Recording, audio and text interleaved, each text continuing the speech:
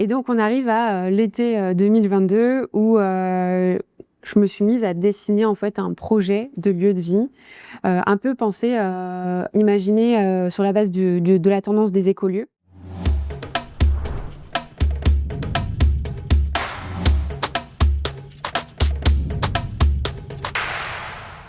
Bonjour à tous et à tous et bienvenue sur notre émission Business Story.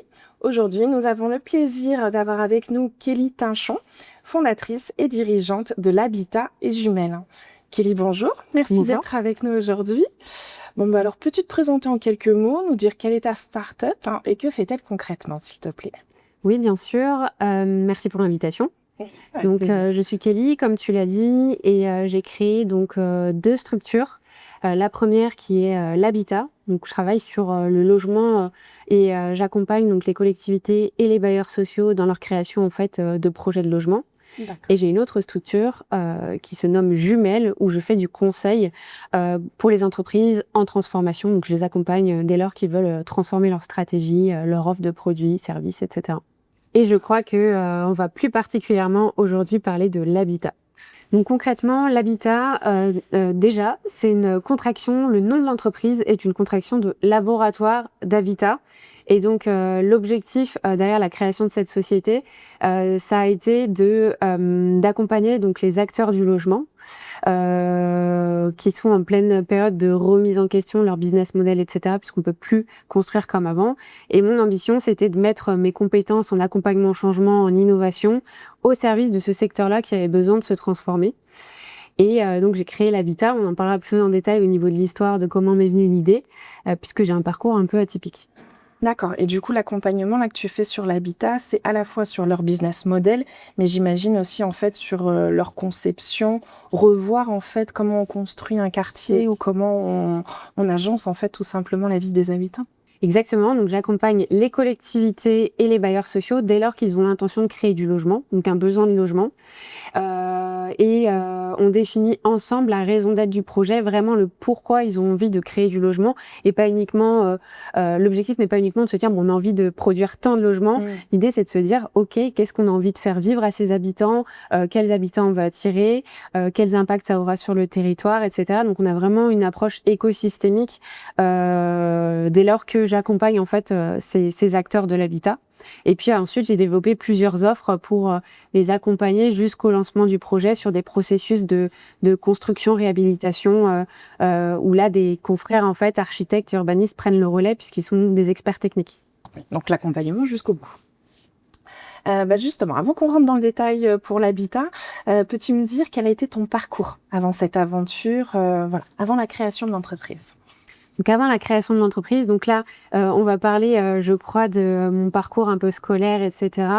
J'aime beaucoup, j'aime bien parler de mes débuts scolaires puisqu'ils n'ont pas été faciles. J'ai eu du mal à trouver ma voie, etc. Et j'essaie de prôner aussi un peu le fait que l'entrepreneuriat n'est pas réservé qu'aux élites, puisque moi j'ai mis quelques années quand même à trouver ma voie du collège au lycée où j'ai fait plusieurs bacs pro différents parce qu'en fait j'arrivais pas à trouver ce qui me plaisait vraiment. Jusqu'aux études supérieures, en fait, où là, j'ai vraiment été soutenue par des femmes. Ça a été des professeurs. J'ai participé à un programme aussi de mentoring sur la parité et qui m'ont beaucoup aidée et qui m'ont emmenée, en fait, jusqu'à un bac+5. Et donc, quel est mon parcours? Donc, j'ai un master en stratégie et management de l'innovation avec une spécialité, en fait, sur la stratégie de marque. Et en parallèle de ça, en fait, avec mon mémoire de fin d'études, je me suis spécialisée dans la RSE et en particulier sur les sociétés à mission. J'ai vraiment ce parcours, ce bagage un peu particulier qui est que j'ai vraiment appris à ce qu'était une entreprise, comment transformer une entreprise et avec le côté impact, comment on transforme une entreprise en entreprise à impact. Ça a été ça mon petit parcours. Un parcours atypique, mais comme quoi pour quelqu'un qui justement les études n'étaient pas faites pour elle, qui finit avec un master 5 quand même. Qu'on se fait félicitations. Mais c'est vrai que c'est pas évident quand on est jeune de trouver sa voie quand on n'a pas encore d'expérience terrain. C'est vraiment ce qui manque souvent au début. Et alors voilà, tu termines, tu fais tes études. Et comment t'es venue l'idée justement de cette start-up? C'est en terminant mes études que je suis arrivée à Niort. Donc, j'ai travaillé pour Camif, donc camif.fr, qui vend des produits et du mobilier pour la maison, donc éco-conçus et fabriqués en France. Donc j'ai participé à l'aventure de Camif qui est passée société à mission en alternance, donc pour la fin de mes études. Et ensuite, j'ai été recrutée en fait en tant que salariée. Et donc moi, mon rôle, c'était d'accompagner en fait l'entreprise dans son passage en tant que société à mission, donc sur la partie pilotage, comment on transforme la stratégie, comment on accompagne les différentes directions, etc. Et une année, en fait, on avait très bien vendu un produit qui est un mobilier d'antan qui s'appelle un légumier. Donc le légumier, en fait, nos anciens les stockaient leurs légumes dans leur cuisine, dans des légumiers. Donc c'est un mobilier en bois en général, etc. Et donc ils ne stockaient pas dans leur frigo leurs légumes. Et donc on avait fait une collection courte qui avait cartonné. Et donc moi je me suis dit, en fait, notre clientèle, du coup, on attire des consommateurs qui cherchent à consommer et à vivre de manière plus responsable. On peut leur apporter des produits pour les aider à transformer leur manière de consommer, d'habiter, etc. Et donc, j'ai lancé un projet qui s'appelait Habiter demain. Et ce projet, en fait, ça consistait à travailler avec les collaborateurs et les fabricants à imaginer donc les pièces de vie de demain. Donc, qu'est-ce que serait la cuisine de demain, la salle de bain de demain, etc. Et le but, c'était qu'ils pensent à des produits, donc du mobilier, qui leur permettraient en fait de changer leur manière de consommer. Donc ça a été un succès puisque ça, c'était en 2022. On a fini sur un événement avec 90 personnes où on est vraiment allé dans l'imagination de ce type de produit. Et malheureusement, il y a eu la guerre en Ukraine et l'inflation qui a suivi. Et donc, il y a le secteur du e-commerce qui s'est un peu effondré. Fort heureusement, Camif, avec son modèle un peu résilient, a réussi à passer en fait le creux de la vague. Mais bon, il y a des projets qui ont été dépriorisés et ça a été le cas pour Habiter demain. Et donc, on en arrive à pourquoi j'ai pensé à l'habitat. Tout simplement parce que, du coup, ça m'avait fait travailler à l'échelle vraiment de la maison, des pièces de la maison. Il y avait une passion qui s'était réveillée. Et je m'étais dit, mais en fait, j'ai envie de travailler à l'échelle de l'enveloppe plus que de l'aménagement. Et donc, j'ai fait des recherches, etc., pour essayer de trouver un peu ma place et ma voie dans cet écosystème-là. Donc j'ai commencé à faire des recherches, etc., autour de qu'est-ce que ça voulait dire habiter demain, l'éco-construction. J'ai même fait des recherches sur le bonheur dans le monde. Je suis allée acheter plein de livres sur quel type de pays, d'ethnie ou autre étaient les plus heureuses dans le monde pour savoir en fait pourquoi ils étaient heureux. Et en fait, souvent c'est en lien avec des rituels sur les modes d'habiter. Et donc on arrive à l'été 2022 où je me suis mise à dessiner en fait un projet de lieu de vie, un peu pensé, imaginé sur la base de la tendance des écolieux. Et en fait, j'avais cherché un nom à ce projet-là. Et en fait, je me suis dit, bon, ok, qu'est-ce que ça peut représenter ce type de projet? Et j'avais fini sur, ok, ça va être un laboratoire d'habitat. Le but, c'est d'inspirer d'autres acteurs de l'habitat, des citoyens. Et donc, en fait, ça a atterri sur l'habitat, laboratoire d'habitat. Et c'est comme ça que l'habitat est né. Que l'habitat est né. Donc du coup, tu as ce croquis que tu fais toi-même chez toi. Je pense que du coup, tout le travail que tu as fait à la Camif, ça a réveillé, comme tu disais, cette passion. Et du coup, tu sais où tu veux aller sur la partie innovation. Et comment t'es passé du coup à l'action concrète? Allez, j'ouvre mon entreprise, c'est parti. Très bonne question, puisque quand j'ai été dans ces réflexions-là, est arrivé plus ou moins un syndrome de l'imposteur où je me suis dit, ok Kelly, t'as envie de travailler dans l'habitat, mais t'es pas architecte ni urbaniste, quoi. Donc, tu es une douce rêveuse. Et en 2023, c'était l'année du lancement du premier Startup Weekend de Niort. Donc, qui s'est fait à Niort Tech. Et je me suis dit, ok, va participer à ce Startup Weekend avec un deal, c'est que si tu gagnes ce concours de l'entrepreneuriat, c'est un signe du destin pour que tu te lances. Et donc, j'y suis allée avec une copine qui a travaillé dans mon groupe. Enfin, c'était une sacrée aventure. Il fallait pitcher son projet devant tout le monde. Ensuite, que les personnes votent pour le projet. En fait, il y en avait 6 qui étaient sélectionnés. Ensuite, il fallait trouver son équipe, etc. Moi, j'avais une super équipe. Il y a des designers, des personnes qui travaillaient dans l'habitat, donc c'était génial. Et du coup, tous ensemble, on a gagné 2 jours plus tard le Startup Weekend. Et ça fait que je suis là. J'ai créé l'habitat en 2025. Et ça a été une super expérience. C'était le signe du destin, quoi. Et un super signe du destin. Bon, et du coup, justement, comment sont passés les débuts quand tu as créé l'habitat? Donc les débuts. Donc là, on est à partir de l'été 2023. J'ai entamé une procédure avec Camif, donc pour quitter l'entreprise, puisque le deal c'était progressivement, j'allais quitter la société. Et on est arrivé donc en 2024. J'avais effectivement quitté la société, quitté Camif. Et donc j'ai été accompagnée par Altae, la technopole de Niort, pour en fait, j'ai participé à l'opération Dragon, qui est un programme d'incubation et en fait à l'émergence de projets sur le territoire. Donc pendant 6-9 mois, là, j'ai vraiment cherché mon modèle, puisqu'encore une fois, j'étais pas architecte ni urbaniste, donc il fallait, en fait, j'ai fait pas mal d'études terrain, j'ai expérimenté des offres, il y en a beaucoup qui n'ont pas marché, il y en a qui ont marché, fort heureusement, on en parlera plus tard. Et l'idée, c'était de se dire, en fait, quelle proposition de valeur avec mes compétences je pouvais apporter au secteur pour répondre, en fait, à la problématique qui était qu'on ne pouvait plus construire comme avant. On a un enjeu de créer, en fait, des villes où il fait bon vivre. Il faut innover, il faut changer les modèles, et ça, je sais faire. Du coup, ok, donc ça a été la partie lancement. Et les premiers clients, la première mise en place, ça s'est fait comment justement? L'une de mes offres phares, c'est le parcours Habiter Demain. La boucle est bouclée puisque chez Camille, j'avais lancé le projet Habiter Demain. Donc c'est l'offre que j'ai lancée en 2025. Ce parcours, il est conçu en fait en partant d'un constat qui est que tous les experts en fait qui gravitent autour d'un projet de logement ont besoin de transformer leur métier, tant sur la partie réhabilitation que éco-construction, quand on est sur du neuf, comment on trouve des modèles économiques viables dans un contexte qui est difficile. Et en fait, il n'y avait pas de rendez-vous, en fait, de bulle de réflexion pour que ces acteurs en fait se rencontrent de manière complètement désintéressée et prennent le temps de prototyper en fait sur un projet un peu concret. Et donc, j'ai imaginé un modèle un peu alternatif, puisqu'en gros, le parcours Habiter Demain, donc parcours de 2 à 4 jours, je vais chercher en fait une collectivité, par exemple, qui a un projet de logement qu'il veut lancer, qui en est à ses prémices, où là, je vais les accompagner sur la définition de la raison d'être du projet, etc. Et ensuite, on va basculer sur le parcours Habiter Demain réel, où on va faire venir des experts métiers, des professionnels de l'habitat, pour répondre en fait à cette intention de créer un projet de logement.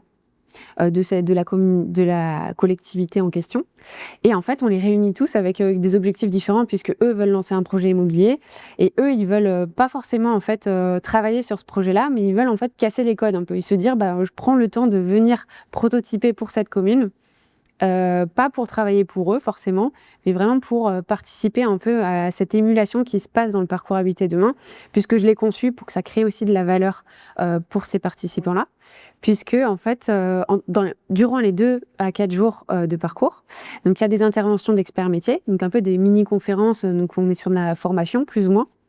Et ensuite, il y a les sessions de prototypage. Et le parcours, il est rythmé un peu comme un hackathon qu'on peut trouver dans l'entrepreneuriat ou dans le secteur du digital. Et ça casse un peu les codes, quoi. Et puis ça doit pas être évident aussi de trouver forcément les bons partenaires avec qui travailler, qui acceptent justement cette remise en question pour entrer dans ton parcours d'innovation. Et ça a été un super challenge parce qu'en fait, ça a été difficile pour moi déjà d'aller chercher donc ma première collectivité pour lui dire j'imagine un parcours Habiter Demain, mais ça ressemble à rien. Ça ressemble à aucune pratique qui existe en fait dans le secteur de l'habitat. Donc ça a été difficile.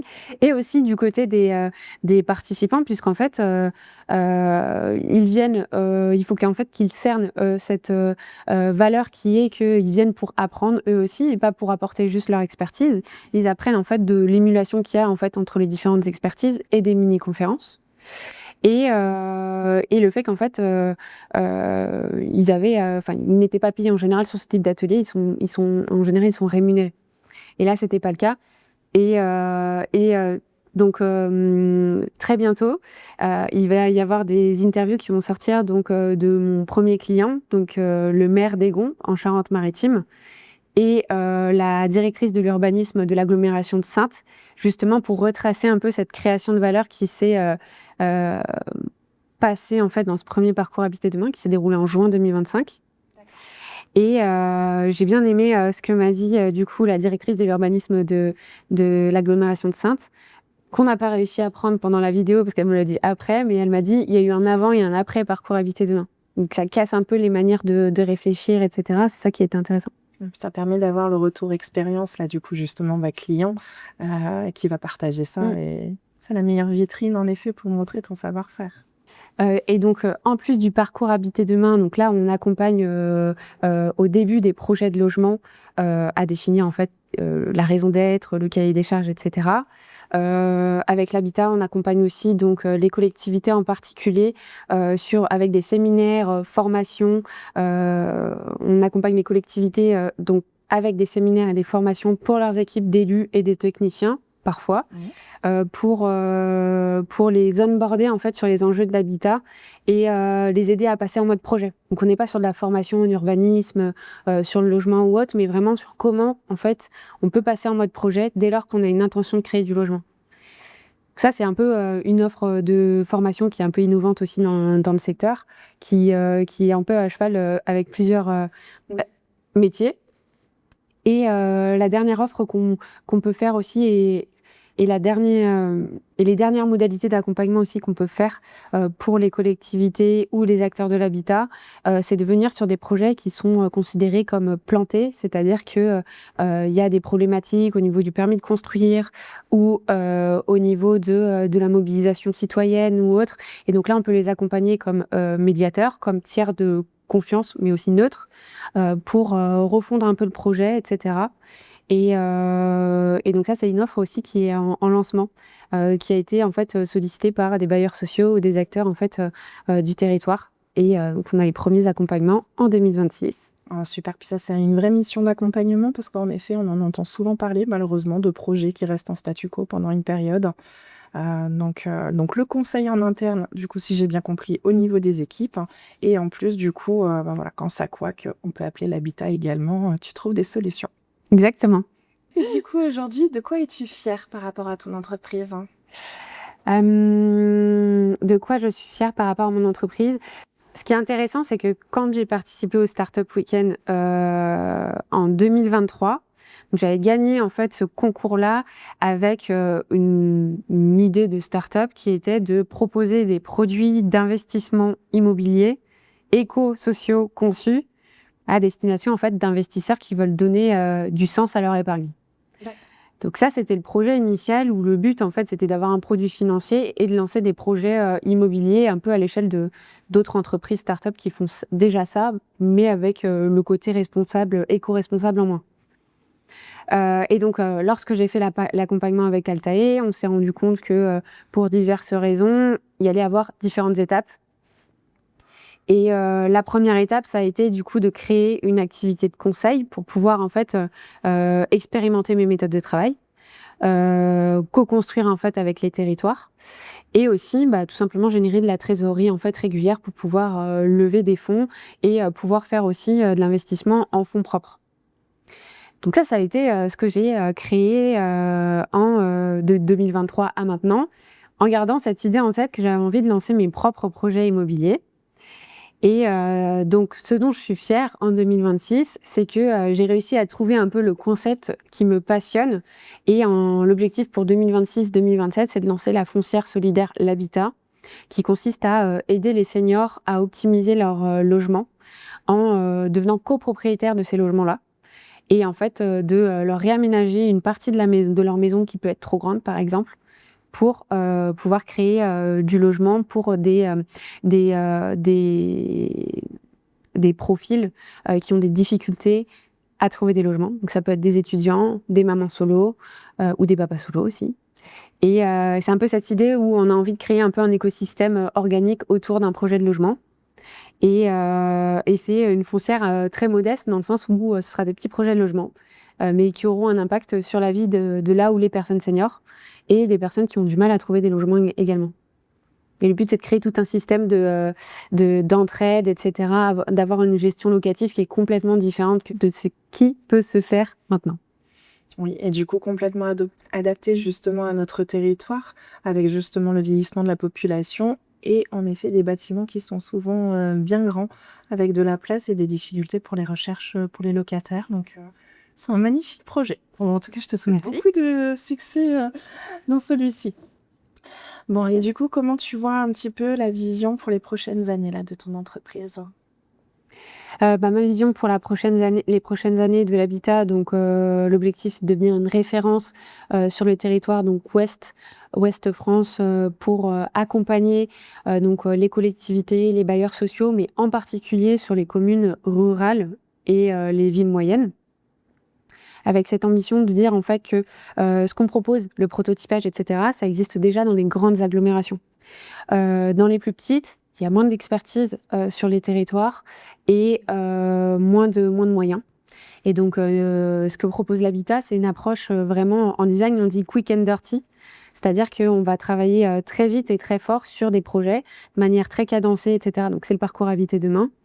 Et tout en gardant quand même l'ambition et le côté très sérieux de créer du logement qui va durer des dizaines et des dizaines d'années.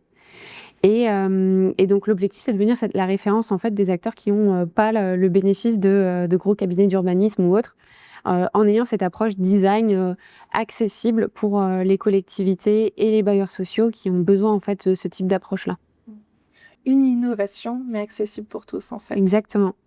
Puisque les communes rurales ou même les petites et moyennes villes en fait ont aussi besoin de créer des villes et des villages où il fait bon vivre. Et pour le moment, ce que j'ai pu voir sur le territoire, c'est qu'il y a un peu une sensation de flottement, on n'a pas les expertises, on ne sait pas trop comment faire, et l'habitat est là pour répondre à leurs besoins ou aller chercher les bons acteurs pour eux. Ouais. Bon, moi, c'est super. Et alors, bon, j'imagine que tes journées sont bien chargées, avec du coup tout ça à t'occuper. Et comment tu arrives justement à concilier ta vie personnelle, ta vie professionnelle? Est-ce qu'il y a des sacrifices? Est-ce que justement tu as réussi à trouver ton équilibre? Voilà, parle-nous un petit peu de toi. Alors j'ai eu la chance ou la malchance, la chance et la malchance de faire un burn-out à 23 ans. Parce que trop de pression, etc. J'ai été aussi harcelée par des femmes au travail plusieurs reprises. Et ça a fait qu'en fait, 23 ans, en fait, j'ai vécu ce que souvent des femmes et des hommes vivent au bout d'une vingtaine d'années d'expérience. Et donc, ça a radicalement changé mon rapport au travail. Je suis toujours une grande travailleuse qui trouve beaucoup de sens en fait à ce que je fais au quotidien, qui me lève avec grand plaisir pour faire ce que je fais au quotidien. Et j'ai aussi eu la chance, pour le coup, et uniquement la chance, de travailler pour Camif. Donc j'ai eu des responsabilités très jeunes. Et j'ai aussi donc beaucoup travaillé très jeune. Et donc j'ai eu un peu ce retour de bâton au bout d'un an et demi à vivre à Niort, où en fait j'avais pas d'amis, je faisais plus de sport, etc. Et donc je me rendais compte que j'avais pas de vie à Niort, moi qui étais originaire de Toulouse. Et donc en fait c'est ces deux expériences-là, donc le burn-out et le fait d'avoir eu des responsabilités jeunes, j'ai eu ma coupure en fait de l'entrepreneuriat où je me suis dit en fait quel est ton rapport au travail, et j'avais la possibilité de me dire quel était mon rapport au travail. Et ça fait que j'ai un superbe équilibre vie pro, vie perso aujourd'hui. Je fais du sport 3 à 4 fois par semaine et c'est un peu mes temps sacralisés. Maintenant, j'ai une vie sociale. Ouf. Et je pense que vraiment, j'ai un très bon équilibre vie pro, vie perso, avec quand même les effets négatifs. On peut appeler ça des effets négatifs du lancement dans l'entrepreneuriat, où bien sûr, on se paye pas tout de suite, et donc c'est très difficile. Mon année 2025 a été difficile à ce niveau-là. Mais en tout cas, je suis plutôt satisfaite d'avoir trouvé cet équilibre-là. Tu l'as trouvé, et tu l'as trouvé jeune, et c'est une chance. Donc, moi, je suis ravie pour toi. Et alors là, je vais partir sur une autre question, quelque chose d'un petit peu plus personnel, on va dire. Maintenant que tu as mis les pieds dedans et que tu sais ce qu'est l'entrepreneuriat, qu'est-ce que tu as découvert sur le terrain? Qu'est-ce qu'on ne dit pas assez, en fait, et que voilà, ça a été les petites surprises une fois que tu t'es lancée? Entreprendre n'est pas réservé qu'aux élites. On l'a déjà dit dans une question précédente où moi j'aime bien prendre la parole là-dessus, puisqu'en fait ce que je dis souvent aux étudiants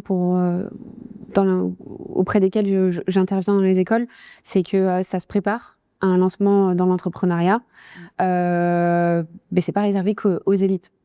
Et moi, c'est ce que j'ai vécu, hein. Alors, ça a été beaucoup de pression, de comment je me lance, etc. Enfin, j'y pensais depuis 2021. Donc, il y a ça. Pour moi, c'est vraiment mon fer de bataille. Oui. Et ensuite, j'ai eu beaucoup de freins à lever aussi, notamment en tant que jeune femme dans l'entrepreneuriat. Et en plus de ça, moi, j'avais un peu des racines, un rattachement à la banlieue, puisque je suis née en banlieue parisienne. J'ai eu des difficultés, en fait, quand j'étais à l'école maternelle et primaire, où j'avais un retard. Et quand je suis arrivée, du coup, dans des quartiers plus riches, et ben, en fait, le retard, ça a fait le grand écart par rapport aux autres écoles. Et donc, j'avais ce côté-là où un peu le syndrome de l'imposteur, mais pas de par mon sexe, mais pas de par mes origines. Et donc ça a été un gros frein que j'ai levé en 2025. Et après, jeune femme entrepreneur, donc bien sûr, quand on est jeune, on se pose les questions de légitimité, etc. Et en tant que femme, je pense qu'on a qu'on a toutes, du coup, des croyances qui nous limitent un peu dans notre vie professionnelle. Après, la très bonne nouvelle dans le secteur de l'habitat, je m'attendais à avoir vraiment beaucoup plus de difficultés à m'implanter dans ce secteur-là. Et ça n'a pas été du tout le cas, puisque grâce, je pense, à des femmes qui ont défriché le terrain ces dizaines, voire vingtaines de dernières années, ça m'a permis d'être très bien accueillie sur le secteur de l'habitat. Et je m'attendais pas du tout à ça. Donc une belle surprise. Oui, et merci à elle d'avoir défriché le terrain. Bon, et du coup, s'il y avait quelque chose à ajouter, est-ce que tu as quelque chose que tu as envie de nous dire, peut-être que je t'ai pas posé en question, en découverte ou par rapport à ton entreprise?